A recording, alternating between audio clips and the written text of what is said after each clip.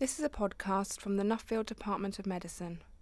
Professor Sir Andrew McMichael tells us about recent developments in the search for a vaccine against HIV. Hello, Andrew. Hello, Anna. Do we understand HIV any better than 5 or 10 years ago? We certainly do.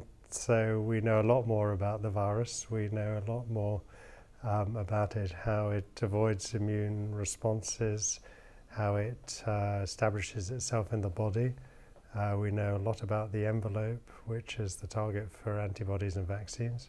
And we know much more about how to treat it effectively. What are the major lines of research today? Well, there's a huge effort going into vaccine development. And despite the treatment, there are still 2 million people being infected every year.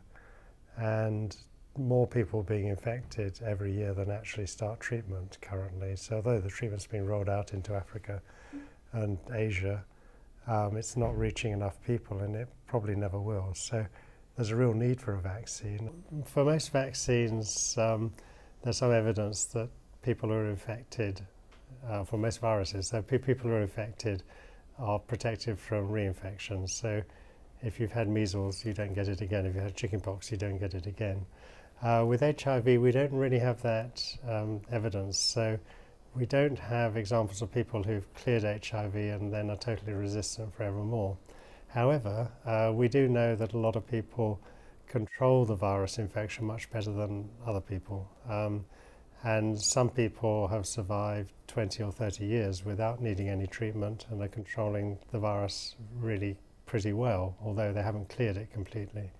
Other people might progress to infection in about a year or even less and progress very rapidly. The keys to that really are coming in the very first stages of infection. So the very first immune response people make can really determine the whole outcome, whether they progress rapidly because that response is totally inadequate, or whether it's so good that they actually control the virus really well. So one of our aims with a vaccine is to try to mimic the latter. That's not as good as completely preventing infection, which is what an antibody might do, but because that is so difficult, and some might say it's almost impossible to get an antibody to neutralize all the variety of viruses, of HIV viruses that there are out there, and that this is an alternative way to go to try and make sure that the immune responses people make are better and they are less likely to develop disease. How far are we from a vaccine that would prevent HIV infection?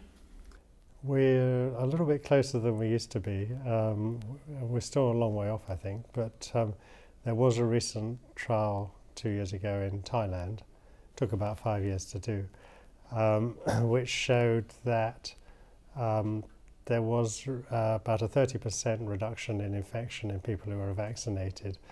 Now, a flu vaccine, for example, we would hope for 100% protection. So 30% is not terribly good, but it's a lot better than zero. And if that result can be repeated, and that is a big if, but if it is repeated, then I think we've opened the door slightly. I think that it will be possible to improve on that 30% and get it to 50, 60, 70%, and then we really would have a vaccine. But that whole process would probably take at least 5 years to get to that more efficient vaccine, and then another 5 years to roll out to give to large numbers of, I'm talking millions of people. Why does your line of research matter? Why should we put money into it? Well, my line of research is to try and develop the vaccine. I'm not the only person doing that. I'm part of many groups around the world who are trying to design vaccines, and there are two kinds of approaches. One is to find something that will stimulate really good antibodies that will neutralize the virus, and the other is to either back that up or have a sort of an alternative strategy, which is to harness the cellular immune response or the T-cell immune response, which controls virus-infected cells and controls infections in the body. So it might not prevent infection, but it could prevent disease. And that's really where our work's going. And obviously it's important because the infection is so important. How does your research fit into translational medicine within the department? Our research, or my research, has been looking at immune responses in humans for longer than I care to remember, I think about 30 years.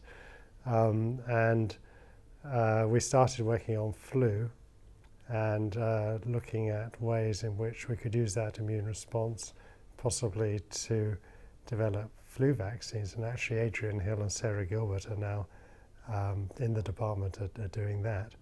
But my main attention switched to HIV when that became a real problem in the mid-1980s.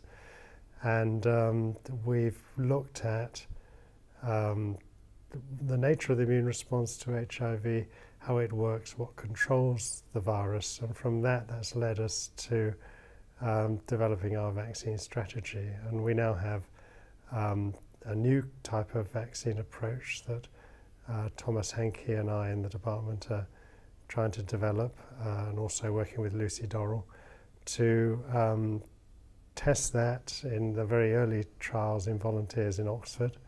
And if that looks promising and gets the kind of immune response we want, then we'll join up with other teams around the world to sort of roll that out into bigger and bigger trials. And if everything goes really smoothly, then we could try it to see whether it really prevents infection or controls infection, probably in about 10 years' time. Thank you, Andrew.